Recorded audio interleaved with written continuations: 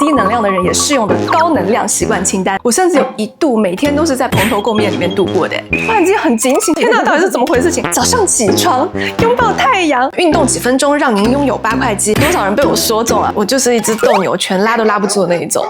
嗨，我是安娜，歡迎回到我的頻道。這一集呢，我們來聊聊我的8個提升能量的小習慣。我常常在留言還有私訊收到大家的回饋，說看完我的影片，覺得自己能量被充滿了，覺得自己又可以了。也常常會有觀眾跟我講說，安娜真的好羨慕你一直可以這麼自信、這麼正向、這麼高能量。但是說實話，我自認為是一個天生能量不算太高的人，我也常常會覺得累，常常會覺得打不起精神。平時沒事情呢，最喜歡的事情就是這樣賴着。尤其是當了媽媽之後，我的事情變得更多更雜，我甚至有一度每天都是在蓬頭垢面裡面度過的。我也不想要這樣子啊，我也想要像那些網絡上的精致媽媽一樣，每天漂漂亮亮的出門啊。我真的有嘗試過跟着高能量的 KOL 過一天，結果發現我過完早上就已經想睡覺了。在經歷了無數次的嘗試，看了各種各樣的書之後呢，我終於總結出了一套在我自己身上是非常非常奏效，像我這樣子低能量的人也適用的高能量習慣清單。那我們就馬上開始吧。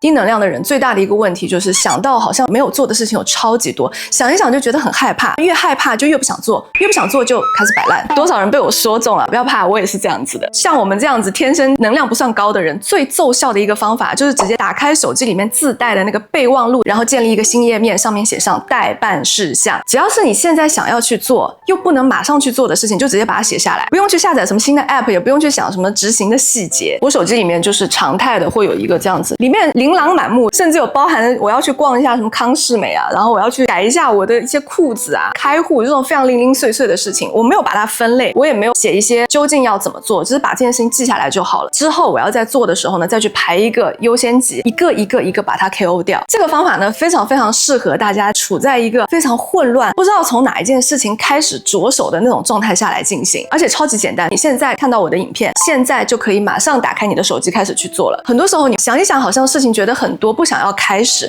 但是呢，你把這些事情一件一件寫下來之後，一件一件去做，你会發現，不到半天，這些事情全部都做完了。我在我的影片裡大概無數次和大家提到過一個叫做微決策的事情，減少微決策就可以讓我們的生活更加的高效。這幾年呢，得益於 AI 的發展，大家應該多少有看到過或者聽到過，有一個詞叫算力，只要算力足夠多， AI 就可以替我們人類去做足夠多的事情。這個算力它是有限的，所以算力是一個如此珍貴的東西。我們的人最金貴的也是我們的算力。如果我們每天都把這些算力浪費在你中午要吃什麼，你晚上要吃什麼，明天開會要穿什麼衣服，這些零零碎碎的雜事上面，等到你真的要去做那些有意義的事情的时候，你的算力已經沒有了。那你不低能量，誰低能量呢？我們生活裡其實有很多事情是固定發生的，刷牙洗臉，禮拜1到禮拜5要去上班，要去上課，要去上學，每個月會有一些固定的繳費，這些事情是你不用想就要去做的事情。只要我們的生活裡面這些固定事項越多，我們就越不需要耗費能量在這些微決策上面。你會發现我们的生活就像一個齒輪一樣在有序的運轉。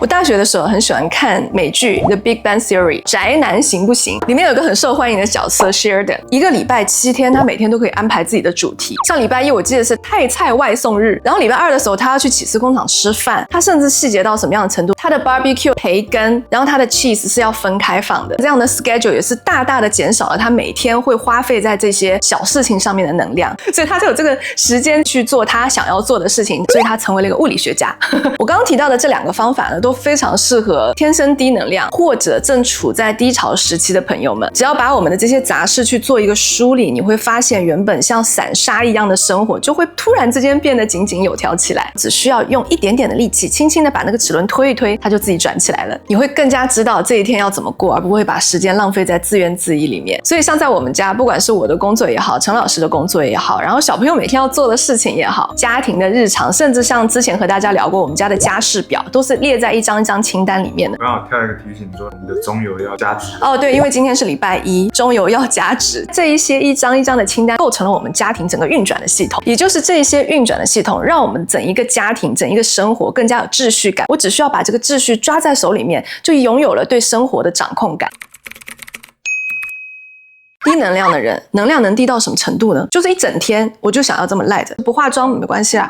甚至不洗臉都沒關係。不要問就是我以前也是這樣子的。在我身上，我發現低能量的人，你要看起來高能量，最簡單去節省能量的一個方法就是減少場景轉換的成本。怎麼理解呢？就是你在家裡穿的樣子，跟你出門要穿的樣子不要差太多。這個嚴格說起來也是減少微決策的一種。我在生完小孩之後，我在家裡非常非常喜歡穿那種很寬大的衣服。我相信這是很多產後的媽媽一樣的習慣。我不知道你們有沒有看到過有一張迷因圖，就是媽媽的一個固定的形象，油油的頭髮，綁一隻馬尾，戴一副眼鏡，寬寬的 T 恤，確實這樣子的裝扮還蠻舒服的。直到突然有一天，我女兒躺在我身上，她說：“哇，媽媽，你的肚子好軟的，好圓，好舒服啊！”我突然之間很警醒，想說：“天哪，到底是怎麼回事情？”撈起一看，這邊就默默長肉了。因為你那個寬的衣服遮着，根本就不知道。所以從那天開始，我就突然意識到，天哪，我不能再胖下去了。想一個辦法，我在家裡面也可以穿得整齊又舒服。然後這件衣服是我可以外出穿着的，所以我自己呢就整理了2種我常常會穿着的打扮。一種呢就是運動型，第2種呢是比較正式的類型。假如我今天一整天的日程沒有別的什麼很重要的事情，基本上就是在家工作，然後出門接小孩，頂多就是有一個視訊會議，或者出門倒一個垃圾啊，領一下快遞啊這些事情。那我在家裡穿的最多的就是運動服，而且因為我們家3面採光嘛，雖然光線很漂亮，但真的就是有個問題，就是很熱。所以呢，我自己在家裡面就常常會穿着運動背心加上瑜伽褲。那這3套呢，就是我最近在家裡面幾乎每天都在穿的。黑色和棕色呢是相同的款式，然後粉色這套就稍微少女心一點，上衣的部分也會比較短一點。這樣子的瑜伽背心呢，就完全解決了像我剛剛講的穿寬鬆的 T 恤，雖然很舒服，但是很容易讓自己的身材胖而不自知這件事情。因為瑜伽背心嘛，它整一個設計剪裁是貼在身上的，稍微身材有點變化，哪裡長一點肉，你馬上就會知道。而且重點是這3套材料很神奇，就非常非常非常的柔軟。我穿很多的運動小背心的時候，這個地方常常會勒到，會發紅，會發癢。但這3件運動背心就完全不會這樣子。為什麼呢？就是因為這3件呢是來自於我非常喜歡的品牌 Lily Silk。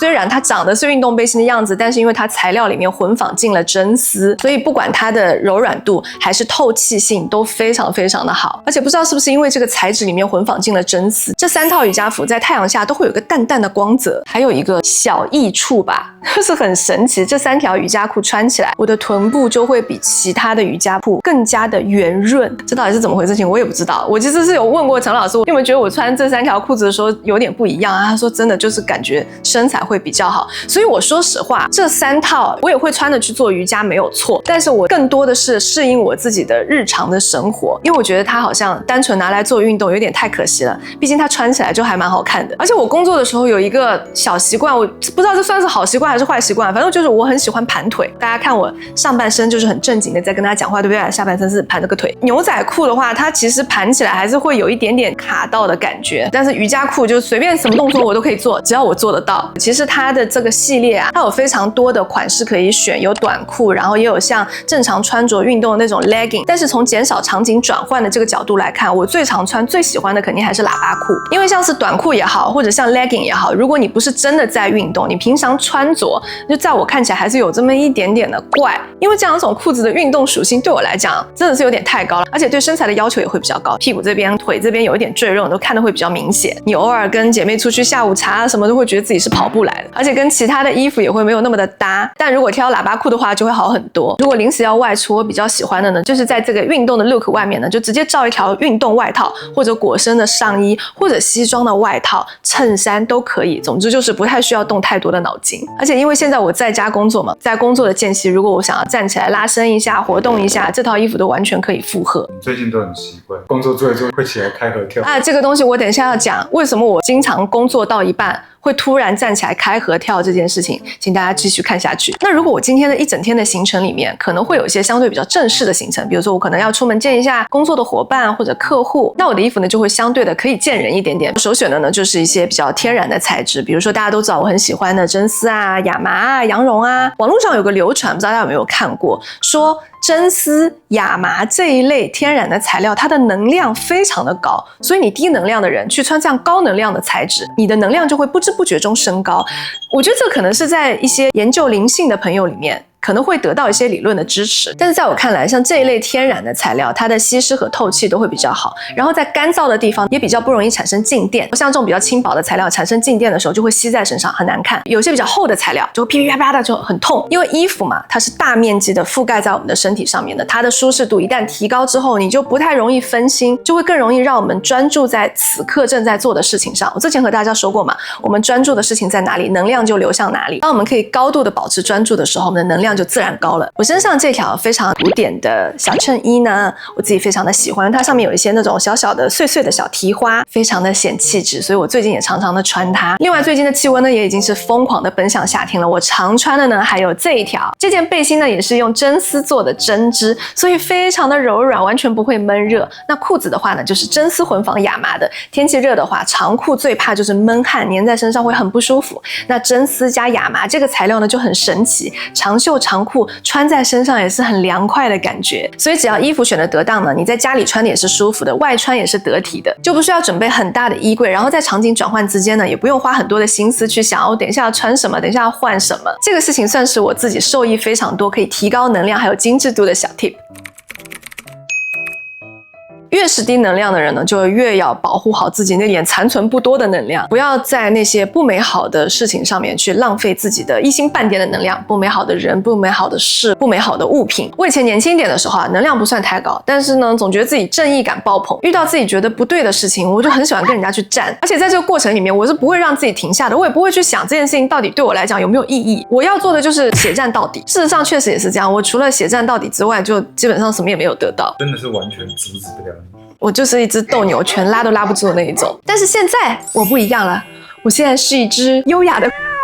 比如說像有些時候買到的東西嘛有問題，不會多想的，不會去 argue 什麼，就看一下保固政策，你可以讓我退嗎？你就讓我退，你可以拿去修嗎？你就拿去修，不想要多說半句，我寧願多花一點錢去買服務。有些時候我可能做了一件什麼事情，有人跟我槓就是你對，我不想要說半句和美好沒有關係的話。我現在更多的是把我的時間、精力還有能量來源就放在那些我覺得美好的事情上，去美好的地方看美好的東西。另外一件对我來講最實際的一件事情，就是把我自己的家變得我喜歡的樣子。畢竟這個家是我每天都要住的地方，我看到這個家很漂亮很舒服，我的能量就自然提高了。在這裡和大家分享一個前兩天我和我爸之間的一個對話。我爸媽他們退休了，他們退休之後的快樂來源呢，就是來自於他們在自己家裡面把整一片草地弄成了菜地，種菜種水果，而養了幾隻雞，他們覺得非常快樂啊！只要用心的耕耘，就可以收到新鮮的蔬菜、新鮮的水果，吃到每天剛剛生下來的雞蛋。然後呢，我爸就跟我講說，你要不要把你們家的草地辟一塊出來變成菜地？你看草地啊，只有耕耘沒有收穫。然後我就跟他講，爸爸，我覺得這片草地對我來講非常的重要，就算他沒有給我提供菜讓我吃，可是我看到它很漂亮，我就已經覺得很開心了。大家發現沒有，在這個對話裡面，我爸爸媽媽跟我的能量來源是不一樣的，他們覺得那個收穫讓他們非常的快樂，因此他們提高了能量。但對我來講，一個東西在家裡它沒有臭味，而且很漂亮，這個事情對我來講很重要。所以對每個個體來講，能量的來源是不一樣的，有自己的想法，知道自己要什麼，這件事情非常重要。像我的话，我就很喜歡把出去玩的時候吃到的喜歡的東西，看到覺得好看的東西，可以搬回家我就搬回家，不能搬回家的我就回家來複刻一下看看。就在這些循環往復裡面，我想要讓好的東西把我整一個包圍起來。其實我一直以來的工作，不論是在音樂上的創作也好，還是現在我作為 YouTuber 的創作也好，我的工作都是不停的在輸出。所以對我來講，我必須要有很多很多讓我覺得好的能量，讓我覺得美好的東西持續的輸入進我的身體裡面，這樣我才可以把我覺得有用的東西去輸出出來。明年我就要40歲了，在這個年齡的關口，我覺得人最不好的狀態就是彆扭。低能量的人最怕的就是不承認自己的低能量，非要學那些天生高能量的人去搞那些每天早上5點鐘起床就開始去運動、去爬山、去健身那套假裝可以高能量的事情。各位，天生低能量並不是你的錯，比起戰勝某一個真實的自己，在我身上更奏效的是找到它、順應它，和它一起找到出路。人之所以為人，就是因為我們是一個非常多面向的存在。一個高能量量的人也可能會有低能量的一面。就比如說我好了，我的低能量只有我自己最親近的人才可以看到，大部分的人都覺得我很有行動力，很正向，但這些低能量的部分還有高能量的部分就在一起構成了一個真實的我。对我來講，解決低能量這件事情最好的方法之一就是善用外包，解放那個低能量的我去成為高能量的我。很多人說那是因為你有這個預算，所以你可以這麼做。其實我在沒有這個預算的時候，我也是這樣做的。我在月薪差不多2萬台幣出頭的時候，我就願意花2000台幣左右去請一個固定的阿姨，每個禮拜來我家裡面做一個固定的清潔。就是因為那個時候的我並没有那麼擅長打掃跟整理。購買勞動力足夠的家電也是外包的一種。現在的家電真的非常的發展，非常的發達，機器人也好，洗碗機也好，我們家深受其益。像我們剛結婚的時候，就想要嘗試一些烹飪什麼的，但是我們2個人都很不喜歡洗碗。在這個2個人都不喜歡的過程中呢，陳老師讓步了，他就遷就了我，他決定他去做這件他不喜歡的事情。明明很快樂的烹飪，最後都要以一個不怎麼快樂的洗碗來收場。所以我們的決定呢，就是花錢砸重金去買一個洗碗機，好，這個問題就解決了。所以這個善用外包，不論是外包給人力也好，還是外包給電力也好，都是屬於外包的一種。我在很小的時候就開始給自己去定義一個時薪，這個時薪我覺得不是我的老闆給我定義的，是我自己給我定義。我有一套我自己的想法，所以當我在面對一件事情的時候，我就會去算這件事情我要花多少錢1個小時可以去解決它。如果這個數字它是低於我給自己定義的這個時薪的話，我就會毫不猶豫馬上就找人去外包去做這個事情。我自己深深的覺得，如果我想要創造價值，我首先要自己覺得自己有這個價值。不管是找保姆來幫忙帶小朋友，或者是找阿姨來幫忙分擔清潔家務，這些全部都算是我剛剛講的把低能量的我解救出來，去成就高能量的我。大自然真的是有一個神奇的治癒能力。我每次在覺得自己好像不太順遂、不太舒服、低能量預警的時候，我就會想辦法跑到離大自然最近的地方。大家都知道我很喜歡爬山嘛，如果你沒有時間的話，也不一定要爬山，像去一些公園看看那些花花草草，走走皮克敏，種種花，不出2、3個花盆，會有那種能量被充滿的感覺。沒有玩的可能不知道你在說什麼，那去玩一玩就知道了。實在沒有時間的話，我就會跑到我們家院子裡面去擺花弄草一下，就看着那些花花草草非常努力的在成長，今天比昨天又長高了一點點，我就會覺得自己被鼓勵到。還有一點我特別想要跟你們分享，就是早上起床擁抱太陽。早上起來第一件事情，有多少人是直接打開手機，然後靠在枕頭上開始滑社交媒體？很多時候你不焦慮的，你滑着滑着就焦慮了起来。最近很多人在聊那個數位斷捨離，我自己是覺得作為一個現代人，數位生活基本上是等同於生活，所以我覺得數位斷捨離這件事情有點過於形式化了，沒有什麼特別大的必要。比起這個形式上的斷捨離，充分的了解自己，知道自己要什麼不要什麼，那是更重要的事情。所以起床的時間一到呢，第一件事情就是下床，把窗簾拉開，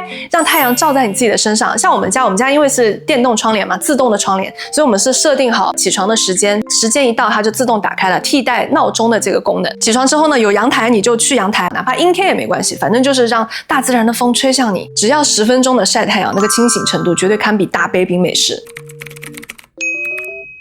低能量的人大部分是沒有運動習慣的，如果可以完成運動這件事情，能量不太可能低的。這怎麼低啊？這麼累？我作為低能量的人，我每次看到那種活力滿滿的有運動習慣的人，我也是打從心裡羨慕啊。這件事情我真的是要感謝頻道的觀眾，就是因為頻道的觀眾存在，讓我養成了這個習慣。所以我自己是覺得我有因為運動有獲得這件事情的好處。如果你和我之前一樣非常難開始運動，每天運動呢只停留在你的手機上，運動幾分鐘讓您擁有8塊肌，運動幾分鐘小腹不見了，運動幾分鐘腿比小鳥還要細。但是呢，讓我們站起來一下就非常的困難。我個人覺得，不要把運動當成是一件差事，不要覺得說我明天開始要做運動，哇，這個運動一看30分鐘，我馬上就不想做，太累了。把運動這件事情融入生活裡面，你吃完飯之後，跟你喜歡的人，或者如果沒有喜歡的人，就帶着你偶像的照片去散步，散個10分鐘，走走皮克敏啊，種種花啊。聲明一下，這一集沒有由皮克敏贊助，就這一件小小的事情，對穩定我們的血糖有非常非常大的幫助，不會讓我們現在吃完飯之後渾渾噩噩、昏昏欲睡裡面暈碳。我自己還很喜歡 Apple Watch 上面它有一個功能，就是站起來，就是到一個點它就會提醒你說該站起來啦，那個時候你就站起來一下。